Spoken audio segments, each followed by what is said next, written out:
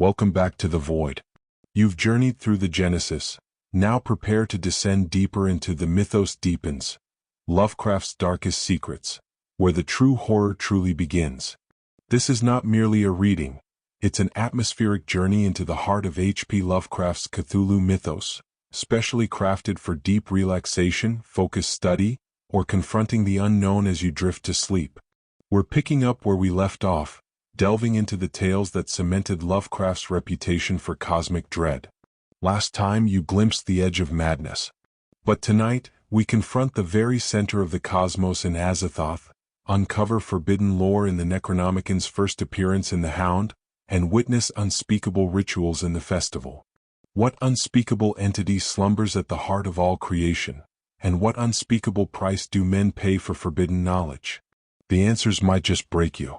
Prepare for revelations that will redefine your understanding of fear.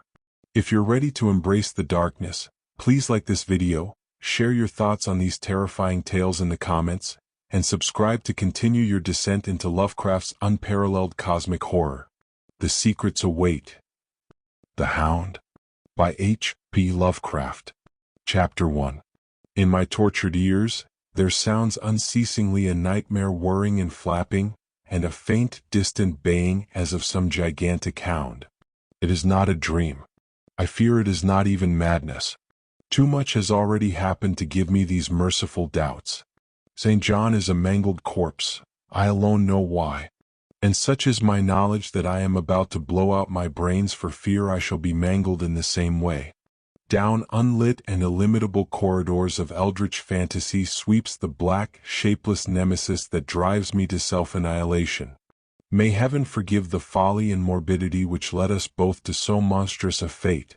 Weary with the commonplaces of a prosaic world, where even the joys of romance and adventure soon grow stale, St. John and I had enthusiastically followed every aesthetic and intellectual movement which promised respite from our devastating ennui. The enigmas of the symbolists and the ecstasies of the pre-Raphaelites all were ours in their time. But each new mood was drained too soon of its diverting novelty and appeal. Only the somber philosophy of the decadence could hold us. And this we found potent only by increasing gradually the depth and diabolism of our penetrations. Baudelaire and Huysmans were soon exhausted of thrills, till finally there remained for us only the more direct stimuli of unnatural personal experiences and adventures. It was this frightful emotional need which led us eventually to that detestable course which, even in my present fear, I mention with shame and timidity, that hideous extremity of human outrage, the abhorred practice of grave robbing. I cannot reveal the details of our shocking expeditions, or catalogue even partly the worst of the trophies adorning the nameless museum we prepared in the great stone house where we jointly dwelt, alone and servantless.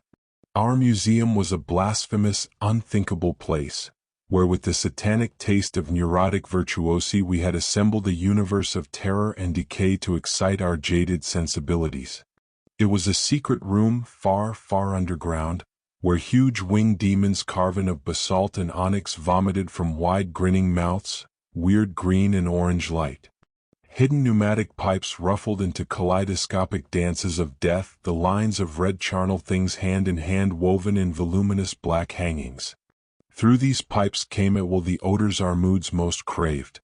Sometimes the scent of pale funeral lilies, sometimes the narcotic incense of imagined eastern shrines of the kingly dead, and sometimes, how I shudder to recall it, the frightful, soul-upheaving stenches of the uncovered grave. Around the walls of this repellent chamber were cases of antique mummies, alternating with comely, lifelike bodies perfectly stuffed and cured by the taxidermist's art, and with headstones snatched from the oldest churchyards of the world. Niches here and there contained skulls of all shapes, and heads preserved in various stages of dissolution. There one might find the rotting, bald pates of famous noblemen, and the fresh and radiantly golden heads of new-buried children. Statues and paintings there were, all of fiendish subjects, and some executed by St. John and myself. A locked portfolio, bound in tanned human skin, held certain unknown and unnameable drawings which it was rumored Goya had perpetrated but dared not acknowledge. There were nauseous musical instruments, stringed, brass, and woodwind, on which St. John and I sometimes produced dissonances of exquisite morbidity and cacodemoniacal ghastliness, while in a multitude of inlaid ebony cabinets reposed the most incredible and unimaginable variety of tomb loot ever assembled by human madness and perversity. It is of this loot in particular that I must not speak. Thank God I had the courage to destroy it long before I thought of destroying myself. The predatory excursions on which we collected our unmentionable treasures were always artistically memorable events. We were no vulgar ghouls, but worked only under certain conditions of mood, landscape, environment, weather, season, and moonlight. These pastimes were to us the most exquisite form of aesthetic expression, and we gave their details a fastidious technical care. An inappropriate hour, a jarring lighting effect, or a clumsy manipulation of the damp sod would almost totally destroy for us that ecstatic titillation which followed the exhumation of some ominous, grinning secret of the earth. Our quest for novel scenes and piquant conditions was feverish and insatiate. St. John was always the leader, and he it was who led the way at last to that mocking, that accursed spot which brought us our hideous and inevitable doom. By what malign fatality were we lured to that terrible Holland churchyard? I think it was the dark rumor and legend, the tales of one buried for 5 centuries, who had himself been a ghoul in his time and had stolen a potent thing from a mighty sepulchre.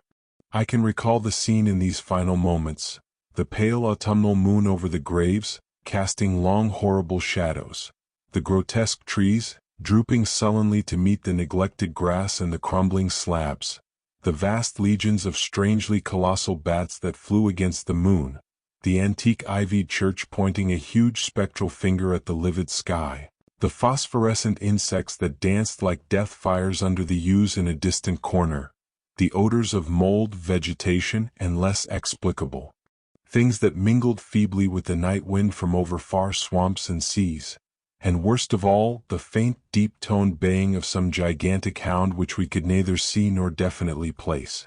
As we heard this suggestion of baying, we shuddered, remembering the tales of the peasantry. For he whom we sought had centuries before been found in this selfsame spot, torn and mangled by the claws and teeth of some unspeakable beast. I remembered how we delved in this ghoul's grave with our spades, and how we thrilled at the picture of ourselves. The grave, the pale watching moon, the horrible shadows, the grotesque trees, the titanic bats, the antique church, the dancing death fires, the sickening odors, the gently moaning night wind, and the strange, half-heard, directionless baying, of whose objective existence we could scarcely be sure. Then we struck a substance harder than the damp mold, and beheld a rotting oblong box crusted with mineral deposits from the long undisturbed ground. It was incredibly tough and thick, but so old that we finally pried it open and feasted our eyes on what it held. Much, amazingly much, was left of the object despite the lapse of 500 years. The skeleton, though crushed in places by the jaws of the thing that had killed it, held together with surprising firmness. We gloated over the clean white skull with its long, firm teeth and its eyeless sockets that once had glowed with a charnel fever like our own. In the coffin lay an amulet of curious and exotic design, which had apparently been worn around the sleeper's neck. It was the oddly conventionalized figure of a crouching winged hound, or sphinx with a semi-canine face, and was exquisitely carved in antique oriental fashion from a small piece of green jade. The expression on its features was repellent in the extreme, savoring at once of death, bestiality, and malevolence. Around the base was an inscription in characters which neither St. John nor I could identify, and on the bottom, like a maker's seal, was graven a grotesque and formidable skull. Immediately upon beholding this amulet, we knew that we must possess it, that this treasure alone was our logical pelf from the centuried grave. Even had its outlines been unfamiliar, we would have desired it. But as we looked more closely, we saw that it was not wholly unfamiliar. Alien it indeed was to all art and literature which sane and balanced readers know. But we recognized it as the thing hinted of in the forbidden Necronomicon of the mad Arab Abdul al-Hazard, the ghastly soul symbol of the corpse-eating cult of inaccessible Leng in Central Asia. All too well did we trace the sinister lineaments described by the old Arab demonologist. Lineaments, he wrote, drawn from some obscure supernatural manifestation of the souls of those who vexed and gnawed at the dead. Seizing the green jade object, we gave a last glance at the bleached and cavern-eyed face of its owner and closed up the grave as we found it. As we hastened from that abhorrent spot, the stolen amulet in St. John's pocket, we thought we saw the bats descend in a body to the earth we had so lately rifled, as if seeking for some cursed and unholy nourishment. But the autumn moon shone weak and pale, and we could not be sure. So, too, as we sailed the next day away from Holland to our home, we thought we heard the faint distant baying of some gigantic hound in the background. But the autumn wind moaned sad and wan, and we could not be sure. Chapter 2. Less than a week after our return to England, strange things began to happen. We lived as recluses, devoid of friends, alone, and without servants, in a few rooms of an ancient manor house on a bleak and unfrequented moor. So our doors were seldom disturbed by the knock of a visitor. Now, however, we were troubled by what seemed to be frequent fumblings in the night, not only around the doors but around the windows also, upper as well as lower. Once, we fancied that a large, opaque body darkened the library window when the moon was shining against it. Another time we thought we heard a whirring or flapping sound not far off. On each occasion, investigation revealed nothing. We began to ascribe the occurrences to imagination alone, that same curiously disturbed imagination which still prolonged in our ears the faint, far baying we thought we had heard in the Holland churchyard. The jade amulet now resides in a niche in our museum, and sometimes we burned strangely scented candles before it. We read much in Alhazard's Necronomicon about its properties, and about the relation of ghouls' souls to the objects it symbolized, and we were disturbed by what we read. Then terror came. On the night of September 24, 19, I heard a knock at my chamber door. Fancying it St. John's, I bade the knocker enter, but was answered only by a shrill laugh. There was no one in the corridor. When I aroused St. John from his sleep, he professed complete ignorance of the event, and became as worried as I. It was that night that the faint, distant baying over the moor became to us a certain and dreaded reality. 4 days later, while we were both in the hidden museum, there came a low, cautious scratching at the single door which led to the secret library staircase. Our alarm was now divided, for besides our fear of the unknown, we had always entertained a dread that our grisly collection might be discovered. Extinguishing all lights, we proceeded to the door and threw it suddenly open. Whereupon we felt an unaccountable rush of air and heard, as if receding far away, a queer combination of rustling, tittering, and articulate chatter. Whether we were mad, dreaming, or in our senses, we did not try to determine. We only realized, with the blackest of apprehensions, that the apparently disembodied chatter was beyond a doubt in the Dutch language. After that, we lived in growing horror and fascination. Mostly, we held to the theory that we were jointly going mad from our life of unnatural excitements. But sometimes it pleased us more to dramatize ourselves as the victims of some creeping and appalling doom. Bizarre manifestations were now too frequent to count. Our lonely house was seemingly alive with the presence of some malign being whose nature we could not guess, and every night that demoniac baying rolled over the windswept moor, always louder and louder. On October 29th, we found in the soft earth underneath the library window a series of footprints utterly impossible to describe. They were as baffling as the hordes of great bats which haunted the old manor house in unprecedented and increasing numbers. The horror reached a culmination on November 18th, when St. John, walking home after dark from the distant railway station, was seized by some frightful carnivorous thing and torn to ribbons. His screams had reached the house, and I had hastened to the terrible scene in time to hear a whir of wings and see a vague black cloudy thing silhouetted against the rising moon. My friend was dying when I spoke to him, and he could not answer coherently. All he could do was to whisper, "The amulet, that damned thing," then he collapsed, an inert mass of mangled flesh. I buried him the next midnight in one of our neglected gardens, and mumbled over his body one of the devilish rituals he had loved in life. As I pronounced the last demoniac sentence, I heard afar on the moor the faint baying of some gigantic hound. The moon was up, but I dared not look at it. When I saw on the dim-lit moor a wide nebulous shadow sweeping from mound to mound, I shut my eyes and threw myself face down upon the ground. When I arose trembling, I know not how much later, I staggered into the house and made shocking obeisances before the enshrined amulet of green jade. Being now afraid to live alone in the ancient house on the moor, I departed on the following day for London, taking with me the amulet after destroying by fire and burial the rest of the impious collection in the museum.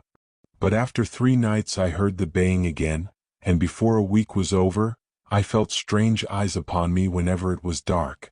One evening as I strolled on Victoria Embankment for some needed air, I saw a black shape obscure one of the reflections of the lamps in the water.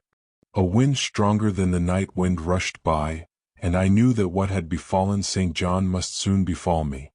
The next day I carefully wrapped the green jade amulet and sailed for Holland.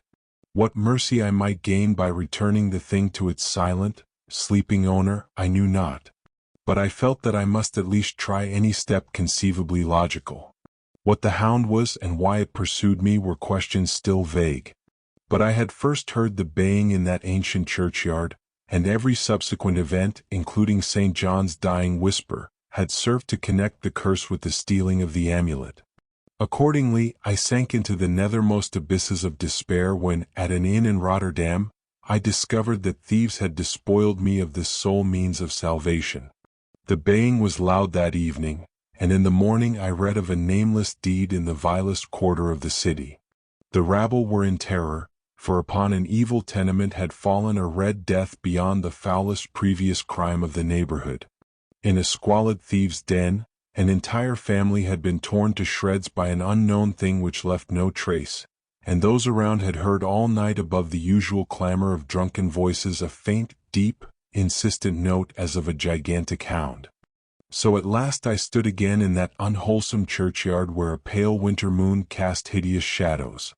Leafless trees drooped sullenly to meet the withered, frosty grass and cracking slabs, and the ivied church pointed a jeering finger at the unfriendly sky. The night wind howled maniacally from over frozen swamps and frigid seas. The baying was very faint now, and it ceased altogether as I approached the ancient grave I had once violated, and frightened away an abnormally large horde of bats which had been hovering curiously around it. I know not why I went thither, unless to pray or gibber out insane pleas and apologies to the calm white thing that lay within. But whatever my reason, I attacked the half-frozen sod with a desperation partly mine and partly that of a dominating will outside myself. Excavation was much easier than I expected, though at one point I encountered a queer interruption, when a lean vulture darted down out of the cold sky and pecked frantically at the grave earth until I killed him with a blow of my spade. Finally, I reached the rotting oblong box and removed the damp nitrous cover. This is the last rational act I ever performed. For crouched within that centuried coffin, embraced by a close-packed nightmare retinue of huge, sinewy, sleeping bats, was the bony thing my friend and I had robbed. Not clean and placid as we had seen it then, but covered with caked blood and shreds of alien flesh and hair, and leering sentiently at me with phosphorescent sockets and sharp ensanguined fangs yawning twistedly in mockery of my inevitable doom.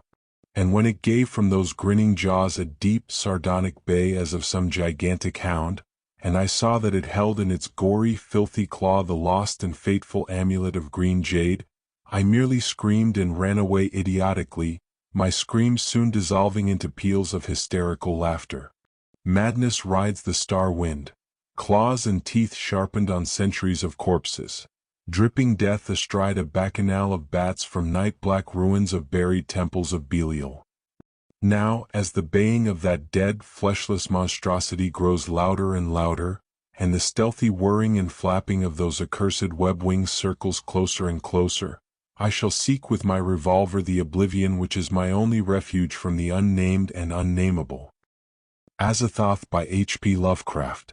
When age fell upon the world, and wonder went out of the minds of men, when gray cities reared to smoky skies tall towers, grim and ugly, in whose shadow none might dream of the sun or of spring's flowering meads, when learning stripped earth of her mantle of beauty, and poets sang no more save of twisted phantoms seen with bleared and inward-looking eyes, when these things had come to pass and childish hopes had gone away forever, there was a man who traveled out of life on a quest into the spaces whither the world's dreams had fled.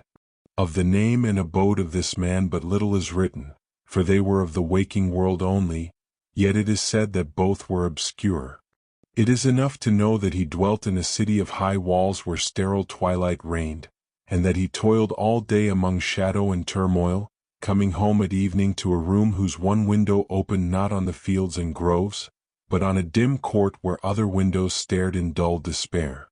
From that casement one might see only walls and windows, except sometimes when one leaned far out and peered aloft at the small stars that passed. And because mere walls and windows must soon drive to madness a man who dreams and reads much, the dweller in that room used night after night to lean out and peer aloft to glimpse some fragment of things beyond the waking world and the grayness of tall cities. After years he began to call the slow-sailing stars by name, and to follow them in fancy when they glided regretfully out of sight, till at length his vision opened to many secret vistas whose existence no common eye suspects. And one night a mighty gulf was bridged, and the dream-haunted skies swelled down to the lonely watcher's window to merge with the close air of his room and make him a part of their fabulous wonder. There came to that room wild streams of violet midnight glittering with dust of gold, vortices of dust and fire, swirling out of the ultimate spaces and heavy with perfumes from beyond the worlds. Opiate oceans poured there, lit by suns that the eye may never behold and having in their whirlpools strange dolphins and sea nymphs of unrememberable deeps. Noiseless infinity eddied around the dreamer and wafted him away without even touching the body that leaned stiffly from the lonely window, and for days not counted in men's calendars the tides of far spheres bore him gently to join the dreams for which he longed, the dreams that men have lost. And in the course of many cycles, they tenderly left him sleeping on a green sunrise shore, a green shore fragrant with lotus blossoms and starred by red camelots. The Festival by H.P. Lovecraft. I was far from home, under the spell of the eastern sea. In the twilight I heard it pounding on the rocks, knowing it lay just over the hill. Twisted willows writhed against the sky, and the first stars of evening appeared. My ancestors had called me to the old town beyond, so I pushed through the shallow new-fallen snow. The road soared, lonely, toward Aldebaran twinkling among the trees, to a very ancient town I had never seen but often dreamed of. It was Yuletide, which men call Christmas, though they know it is older than Bethlehem and Babylon, older than Memphis and mankind. It was Yuletide, and I had finally reached the ancient seaside town where my people had lived. They had kept festivals in elder times when such celebration was forbidden. They had also commanded their sons to observe the festival once every century, so that the memory of primal secrets would not be forgotten. My people were old, ancient even when this land was settled 300 years before. They were strange, dark and furtive folk from opulent southern gardens of orchids, speaking another tongue before learning the language of the blue-eyed fishers. Now they were scattered, sharing only the rituals of mysteries that no living soul could understand. I was the only one who returned that night to the old fishing town, as legend decreed, for only the poor and the lonely remember. Beyond the hill's crest, I saw Kingsport spread out frostily in the gloom.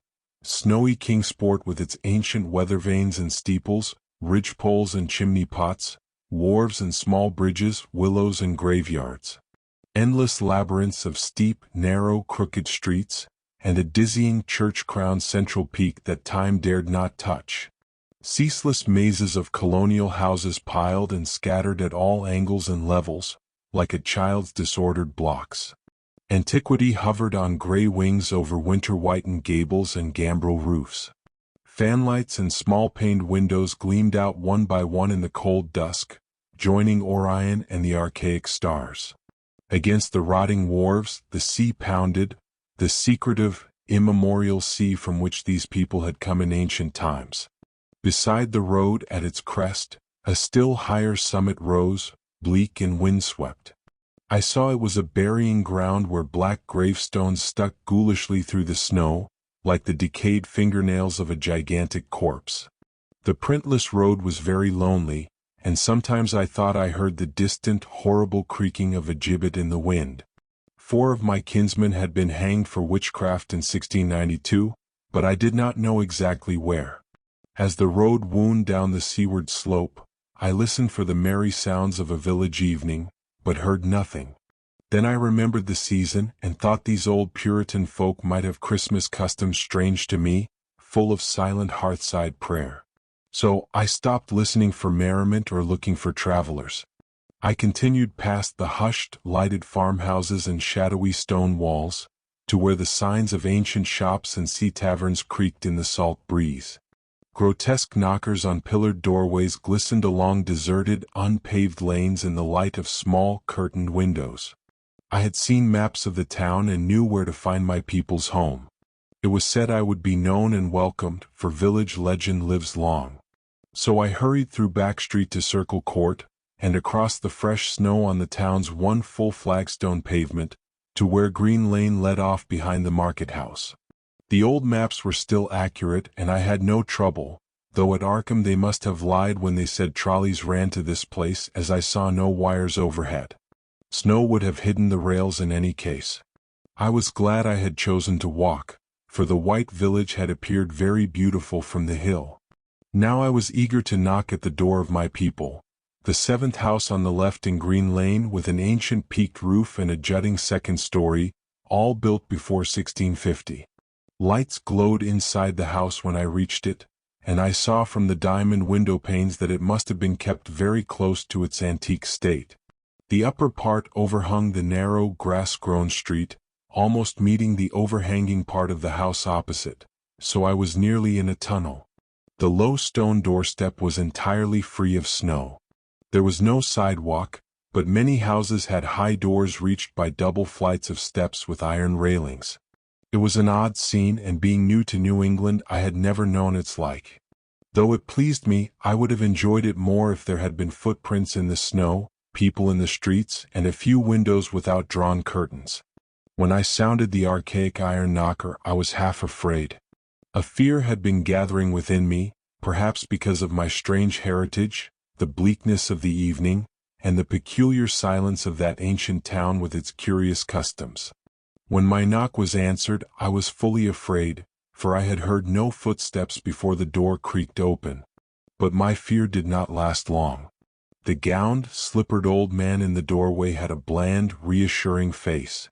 Though he made signs that he was mute, he wrote a quaint and ancient welcome with the stylus and wax tablet he carried.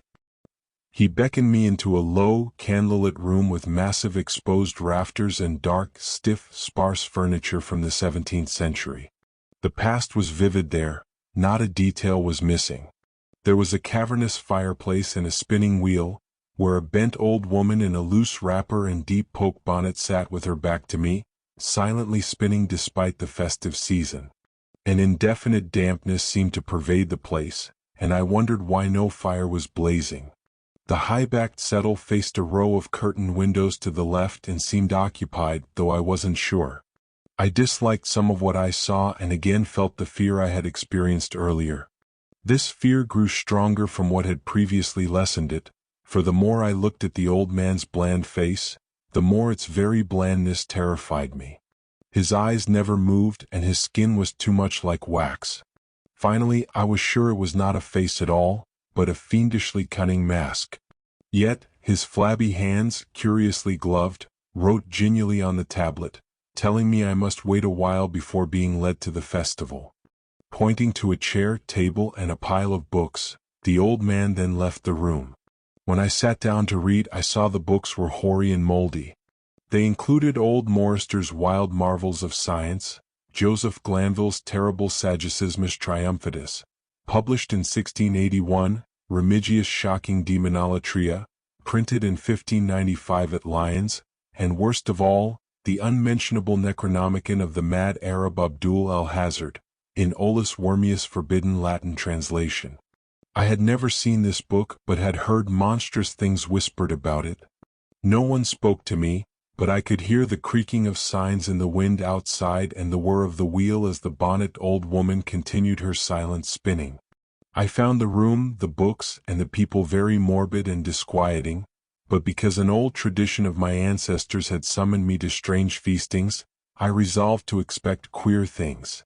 So I tried to read, and soon became tremblingly absorbed by something I found in that accursed Necronomicon, a thought and a legend too hideous for sanity or consciousness. But I disliked it when I fancied I heard the closing of one of the windows the settle faced, as if it had been stealthily opened. It seemed to follow a whirring that was not from the old woman's spinning wheel. This was not much, though, for the old woman was spinning very hard, and the aged clock had been striking. After that, I lost the feeling that there were people on the settle. I was reading intently and shudderingly when the old man returned, booted and dressed in a loose antique costume, and sat down on that very bench so that I could not see him. It was certainly a nervous wait, and the blasphemous book in my hands made it doubly so. When 11 struck, however, the old man stood up, glided to a massive carved chest in a corner, and retrieved 2 hooded cloaks. He donned one and draped the other around the old woman, who was ceasing her monotonous spinning. Then they both started for the outer door. The woman limped, and the old man, after picking up the very book I had been reading, beckoned me as he drew his hood over that unmoving face or mask. We went out into the moonless, tortuous network of that incredibly ancient town. As we emerged, the lights in the curtained windows disappeared one by one. The dog star leered at a throng of cowled, cloaked figures that poured silently from every doorway. They formed monstrous processions up various streets, past creaking signs and antediluvian gables, thatched roofs and diamond-paned windows.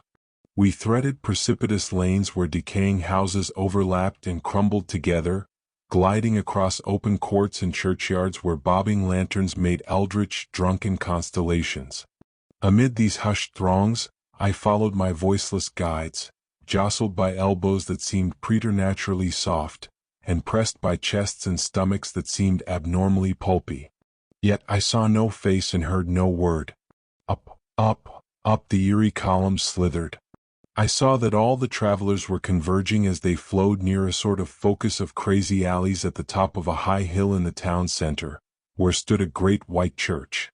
I had seen it from the road's crest when I first looked at Kingsport in the new dusk, and it had made me shiver because Aldebaran had seemed to balance itself for a moment on the ghostly spire. There was an open space around the church, partly a churchyard with spectral shafts, and partly a half-paved square swept nearly bare of snow by the wind.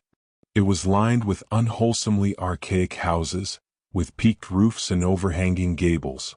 Death fires danced over the tombs, revealing gruesome vistas, though they strangely failed to cast any shadows. Past the churchyard, where there were no houses, I could see over the hill's summit and watch the glimmer of stars on the harbor, though the town was invisible in the dark.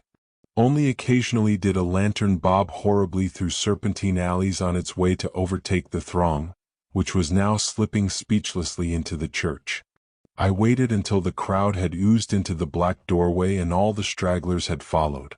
The old man was pulling at my sleeve, but I was determined to be the last. Then I finally went in, the sinister man and the old spinning woman before me.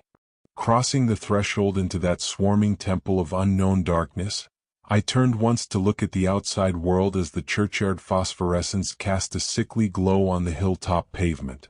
As I did so, I shuddered. For though the wind had not left much snow, a few patches did remain on the path near the door, and in that fleeting backward look, it seemed to my troubled eyes that they bore no mark of passing feet, not even mine. The church was barely lit by all the lanterns that had entered it, for most of the throng had already vanished. They had streamed up the aisle between the high white pews to the trapdoor of the vaults, which yawned loathsomely open just before the pulpit, and were now squirming noiselessly inside. I followed dumbly down the foot-worn steps and into the dank, suffocating crypt. The tale of that sinuous line of night marchers seemed very horrible, and as I saw them wriggling into a venerable tomb, they seemed more horrible still.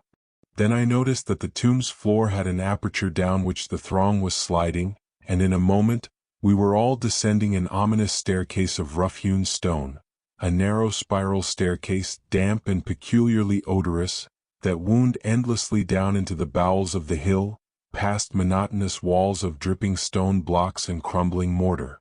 It was a silent, shocking descent, and after a horrible interval, I observed that the walls and steps were changing in nature, as if chiseled directly out of the solid rock. What mainly troubled me was that the myriad footfalls made no sound and set up no echoes. After more eons of descent, I saw some side passages or burrows leading from unknown recesses of blackness to this shaft of night mystery. Soon they became excessively numerous, like impious catacombs of nameless menace, and their pungent odor of decay grew quite unbearable. I knew we must have passed down through the mountain and beneath the earth of Kingsport itself, and I shivered that a town should be so aged and maggoty with subterranean evil. Then I saw the lurid shimmering of pale light and heard the insidious lapping of sunless waters. Again I shivered, for I did not like the things that the night had brought, and wished bitterly that no forefather had summoned me to this primal rite. As the steps and the passage grew broader, I heard another sound, the thin, whining mockery of a feeble flute. Suddenly, there spread out before me the boundless vista of an inner world, a vast fungus shore lit by a belching column of sick greenish flame and washed by a wide, oily river that flowed from abysses frightful and unsuspected to join the blackest gulfs of immemorial ocean.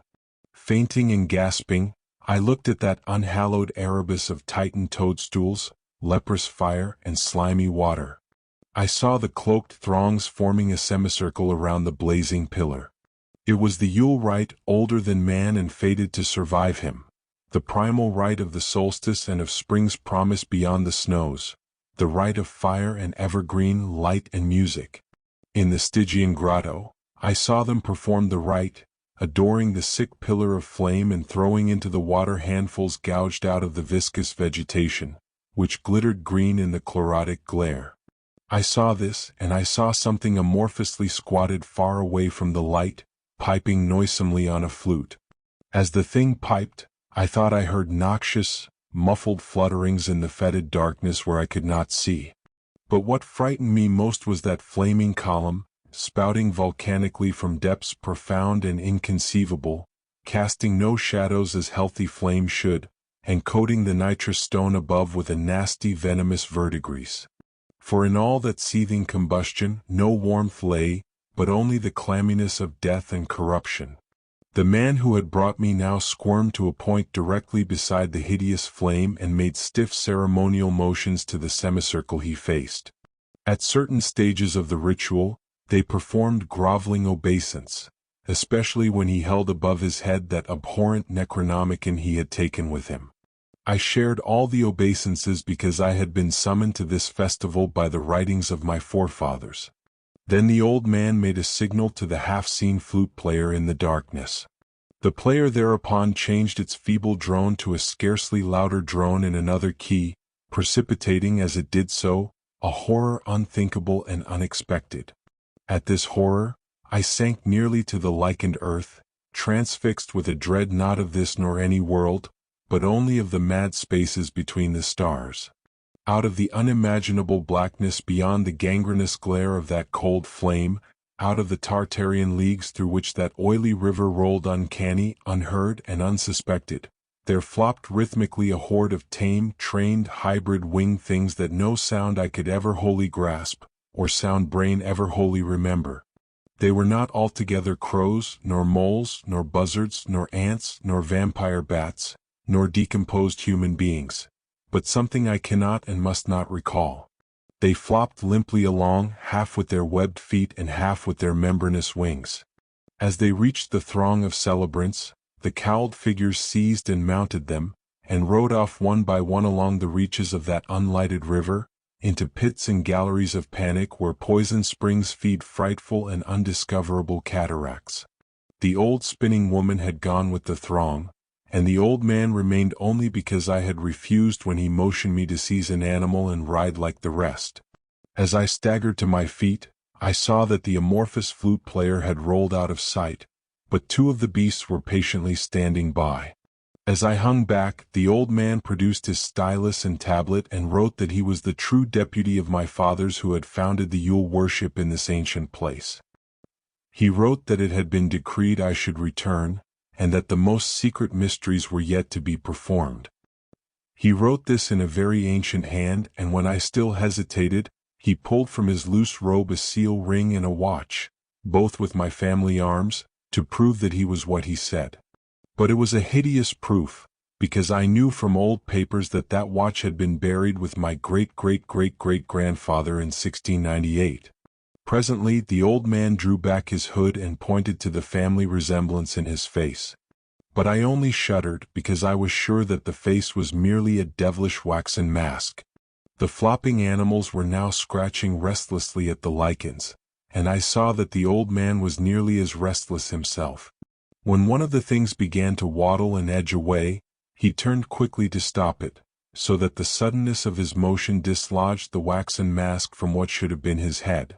And then, because that nightmare's position barred me from the stone staircase down which we had come, I flung myself into the oily underground river that bubbled somewhere to the caves of the sea.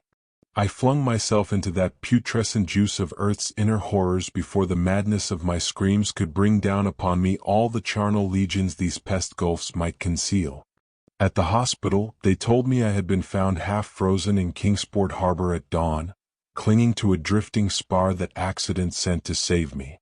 They told me I had taken the wrong fork of the hill road the night before and fallen over the cliffs at Orange Point, a thing they deduced from prints found in the snow. There was nothing I could say because everything was wrong. Everything was wrong, with the broad window showing a sea of roofs in which only about 1 in 5 was ancient, and the sound of trolleys and motors in the streets below. They insisted that this was Kingsport, and I could not deny it. When I went delirious at hearing that the hospital stood near the old churchyard on Central Hill, they sent me to St. Mary's Hospital in Arkham, where I could have better care.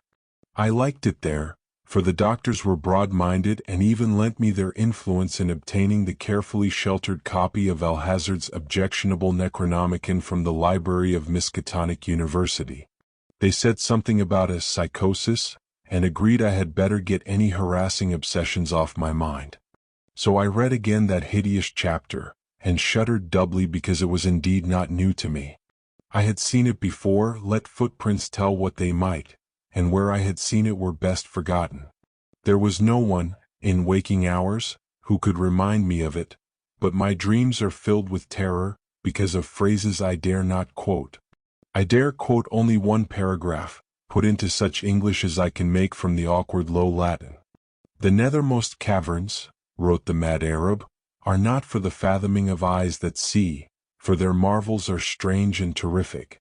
Cursed the ground where dead thoughts live new and oddly bodied, and evil the mind that is held by no head. Wisely did Ibn Shakabak say, that happy is the tomb where no wizard hath lain, and happy the town at night whose wizards are all ashes.